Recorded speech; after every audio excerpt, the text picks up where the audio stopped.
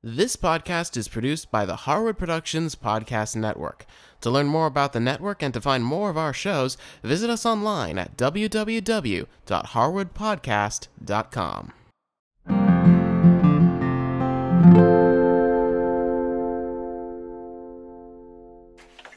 Hi, I'm Cindy Harris. Welcome to Easy Entertaining.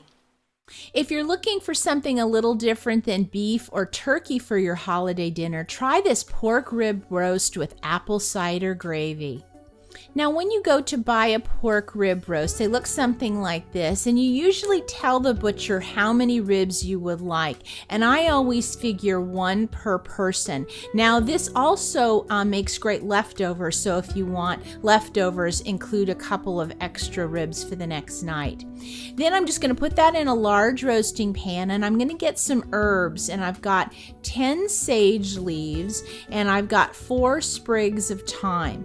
And what I'm going to do is I'm going to make sort of a little oil marinade. So I chop up my sage, and then I strip the leaves off my thyme. And the way you do that is you run your finger down the stem, and the little leaves just pop right off. And then I'm just going to run my knife through the herbs one last time, combine them, and then just put them into a small bowl. And then to that, I'm going to add 3 tablespoons of olive oil. And then I just take the back of a spoon and I kind of press those herbs into the oil, because what I want them to do is to start releasing their flavors into the oil now. Because then what I'm going to do is I'm going to get a little pastry brush, and I'm going to go ahead and I'm just going to brush this olive oil and herb all over the top of the pork rib roast, just like this. And then we're going to want to generously sprinkle it with some kosher salt and also some cracked black pepper. Now we're just going to let the rib roast sit on the counter for about an hour to take the chill off of it and let those herbs and spices start to get into the meat. Then we're going to pop it into a 425 degree oven for about 45 minutes. Then we're going to drop the temperature to 350 degrees and cook it for about another hour or so. Now, the rule of thumb is about 20 minutes per pound, but you want to use your instant read thermometer and cook it until the internal temperature is about 145 degrees. And then what I do is I lift the roast out of the roasting pan onto a little carving board, and I let it sit while I go ahead and make the gravy. Now, the roast won't cool down. It's actually going to continue to cook on the inside a little bit. Now, I like to make this apple cider gravy right in the roasting pan, but you can see that there is a lot of fat in this pan, and I don't want that. So I just have taken a little bowl with some aluminum foil, and I'm draining that fat off. Really, all I want in the pan is that really dark drippings. And then I can just set that little bowl aside, and the fat will solidify, and then I can just wrap it up and throw it in the trash. Now, to get this gravy going, I need to rotate my pan so that it's on 2 burners. And then I'm going to get 2 tablespoons of flour, and I've got my heat on medium-high, and I'm going to use my whisk, and I'm going to go ahead and whisk that flour into the drippings. Now, what we're making right here is called a roux, and it's the thing that is going to thicken the apple cider that we put in for our liquid. So what's real important is that for the next 2 or 3 minutes, we just keep whisking this mixture, and it's going to get darker in color.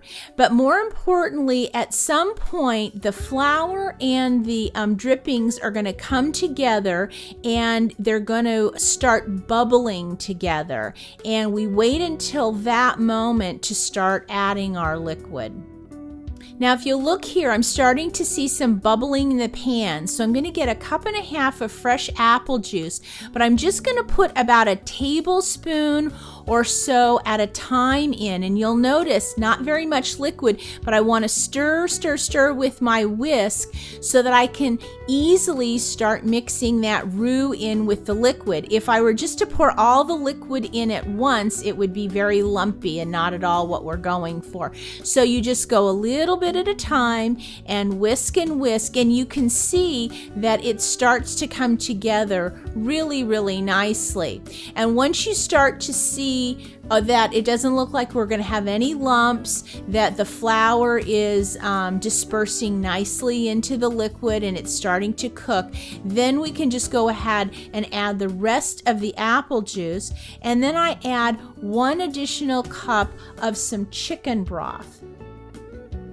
Now we're going to keep whisking for another couple of minutes because what we're looking for is for this mixture to start to boil. That's going to be the next step that we're looking for.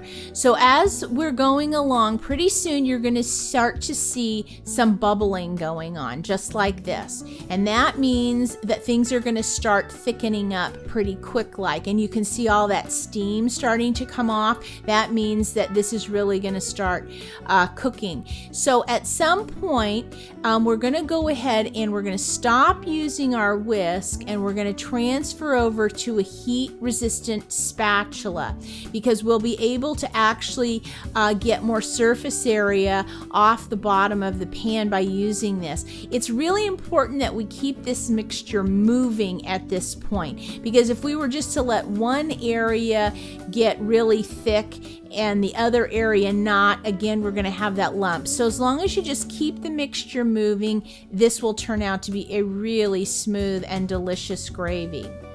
Now, as you're stirring the gravy, you're going to start to see that as it thickens, you're going to get bigger tracks. See how you can see more of the bottom of the pan? That's your clue that this is really starting to thicken nicely. And when it gets to that point, we're ready to take this off the heat. And it is important that you taste the gravy at this point, just with a little spoon, because many times you do need to add a little salt and maybe a little pepper to it. We want to make sure that it's nicely seasoned. And then you can just put the gravy in your gravy boat. And then it's time to carve our meat. And this is a really easy cut of meat to carve because you just want to cut right between 2 ribs, and that's 1 serving. And when you do go to serve it, just place 1 rib on a plate. Make sure to add some delicious apple cider gravy on top. And then I go ahead and serve the gravy at the table too.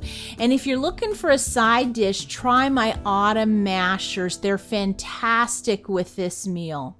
It's a combination of Yukon Gold potatoes, celery root, and an apple that you mash together. And it's really great with this apple cider gravy. So just go to our website and go to the On the Side show, and I'll have the recipe there for you. You know, this pork rib roast is really easy to put together at home, and it makes a fantastic celebration dinner. For more information on this episode, go to our website and visit the Easy Entertaining show notes. Also, if you have any questions or ideas for us, send us an email. Thanks for watching. We'll see you next time.